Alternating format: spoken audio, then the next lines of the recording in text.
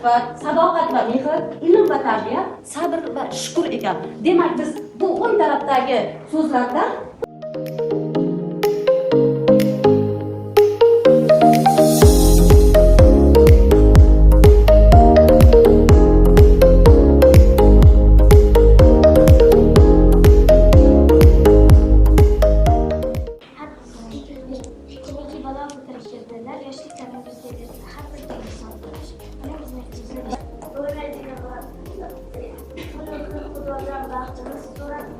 yashaydi onamiz ularida. Sizlarga doim baxtim tilagan uzun jon onam. uzunlik jon. Osoyligi, dunyo boyligi, uzun chiroyligi, uzun jon.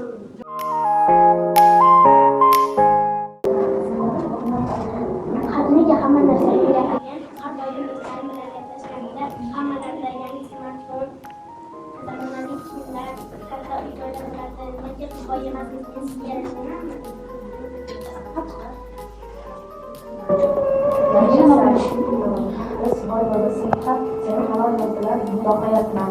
Nega unda har doim uning eski kiyimlarsiz hammaga ko'p bo'lasiz-ku?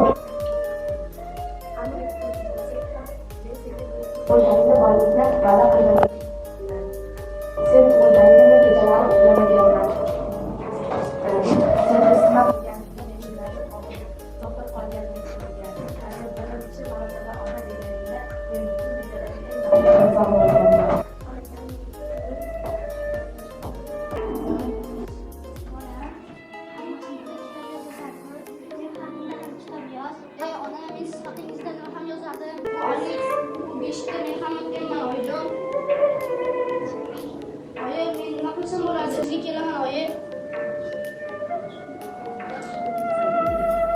Sudagi gullarni hidlab kelishni odat qilib oldida, har doim men sizni boshingizga kelib turaman, onajon deb nima qildi?